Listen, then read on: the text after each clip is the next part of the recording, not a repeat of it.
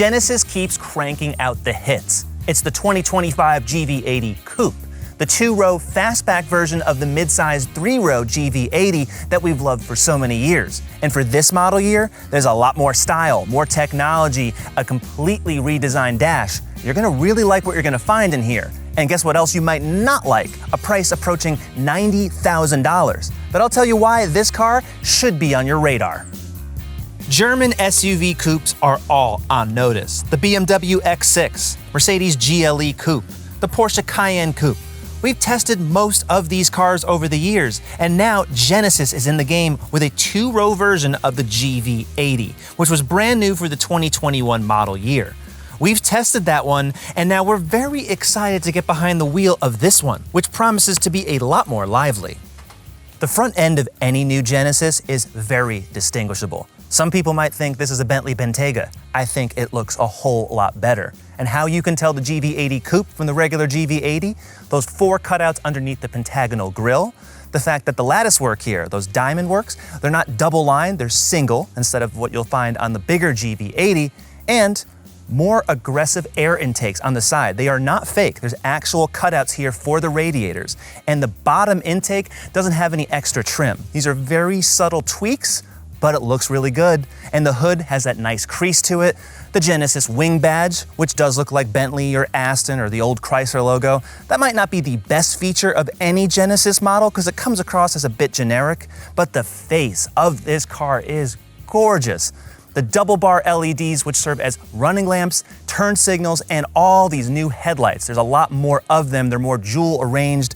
You're just gonna find a more intricate layout on this new GV80, whether you choose the coupe or the SUV. Despite that sloped roof, the GV80 Coupe is only 0.2 of an inch shorter than a regular GV80. It's also an inch longer.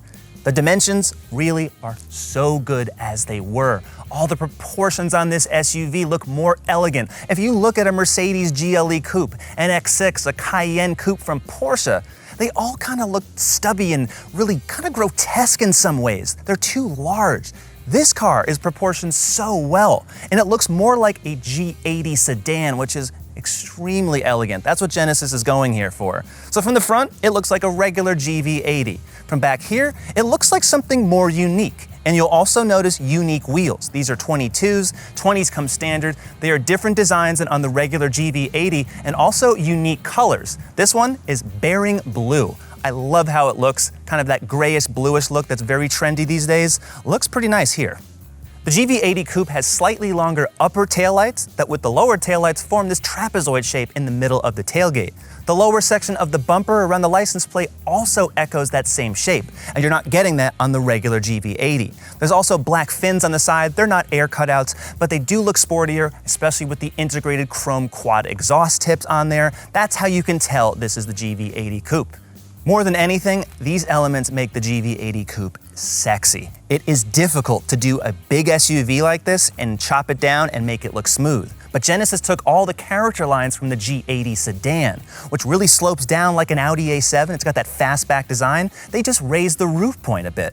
And they have an extra kind of double bubble spoiler on the top of the glass, but the duck fin spoiler at the end of the tailgate and how it curves in and how the bumper curves out, that's what makes the rear end not so bulbous and blocky and really like this massive block going down the road. It looks more elegant and streamlined, and truly, isn't that what you want if you're calling this a coupe?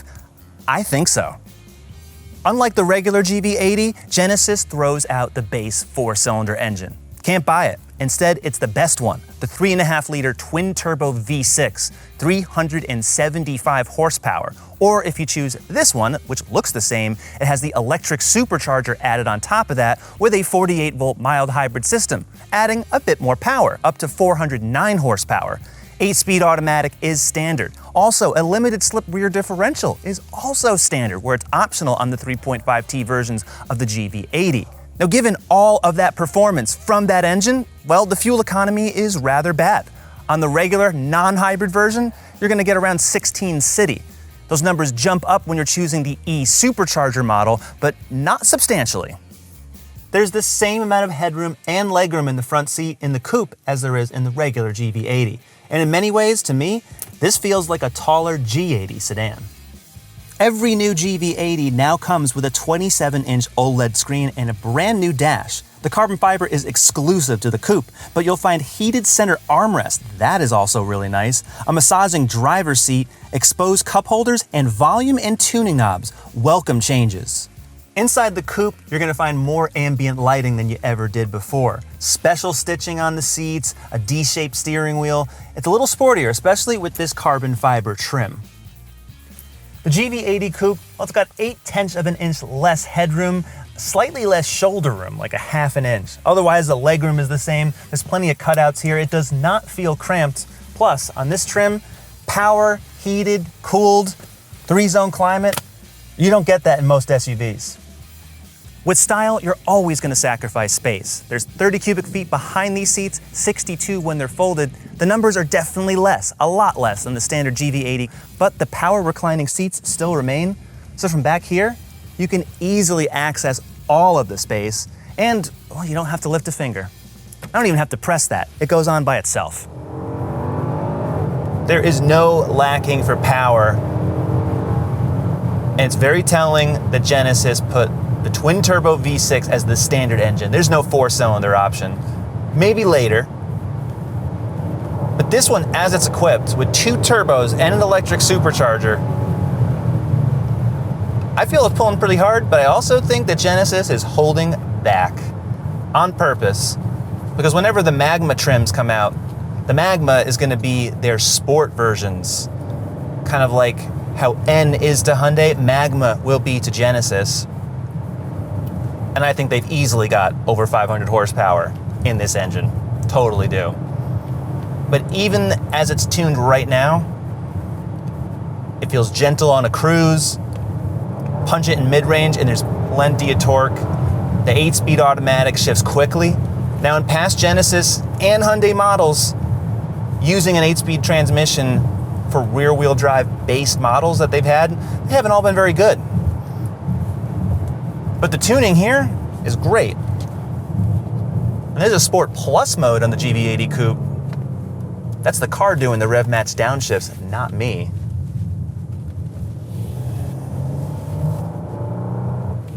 So even though there's paddle shifters here, I actually don't feel the need to use them.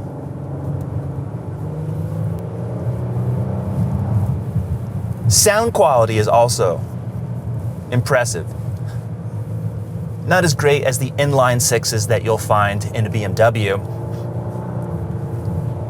Because it gets a little coarse around 4,000 RPM, but it's muted enough that it doesn't really bother me.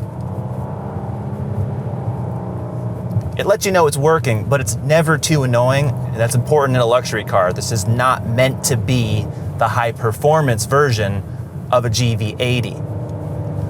But driving it as a baseline, they've got this car sorted out really well. It does not float.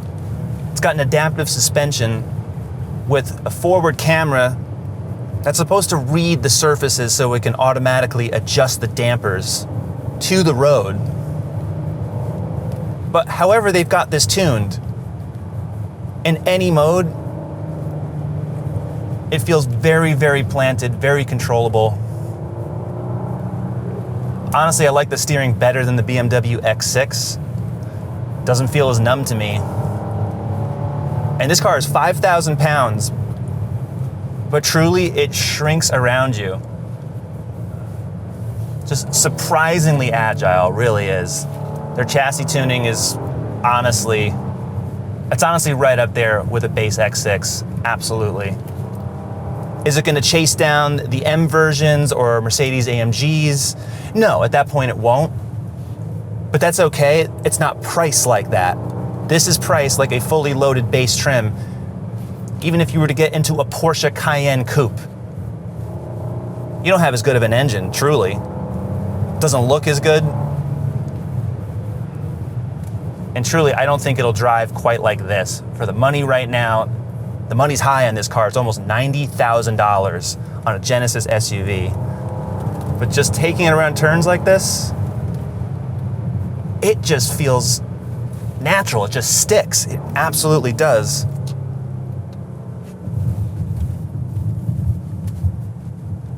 Now on the rougher sections, there's always going to be some vibration coming through. There's no way around it with 22-inch tires. Massive, massive. They're not as low profile as some other competitors, but yeah, I feel some vibration coming through, but it's not horrible. If the roads you're driving on constantly are like this, where there's just tons of ruts all over the place, I would say stick with the standard 20s. But if you do that, you will give up the E supercharger. So it's down on power a little bit, but truly it won't be down on power that much. It's a good engine as it is.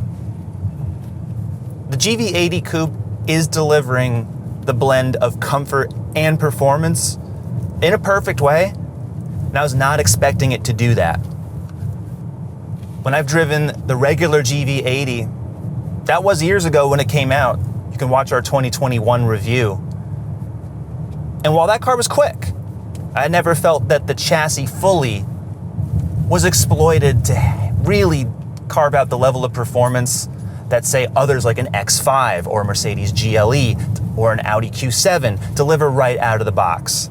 And now, all these years later, hasn't been that long, for 2025, the way the GV80 Coupe is now tuned,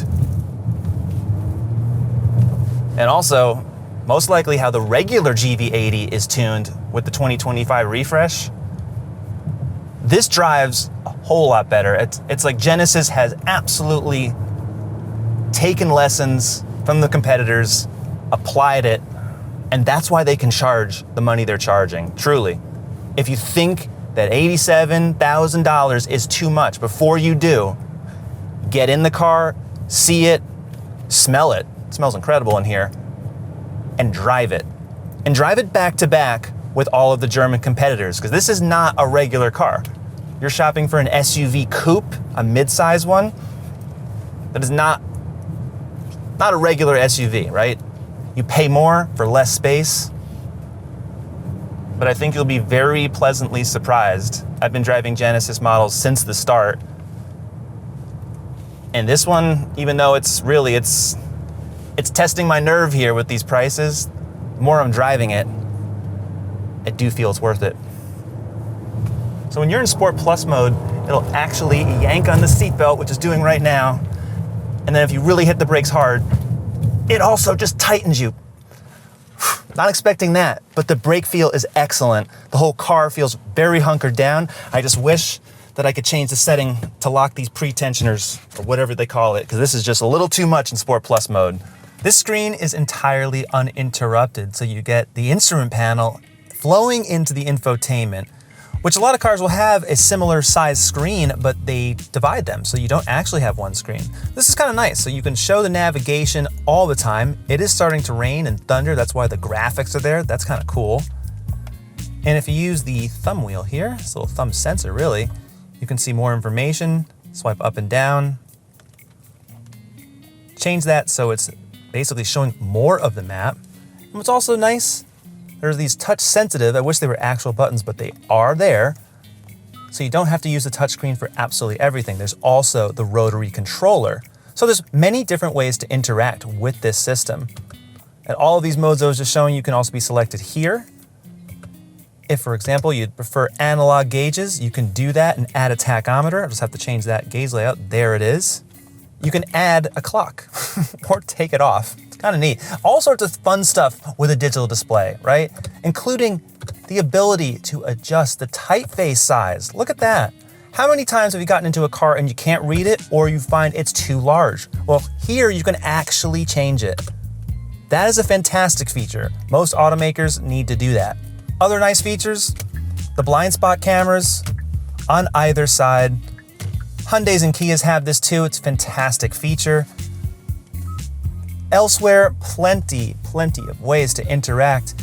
If you're the one who doesn't really want to read an owner's manual and you prefer graphics, well, how nice is that? You can go directly into each setting and, for example, see inside the car, right where we are now.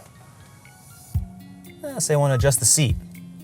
It's just another way to change all of the settings. Plenty of descriptions here. There's also a Bang & Olufsen stereo. So Hyundai and Genesis, a lot of them are getting rid of the lexicon system on their top models.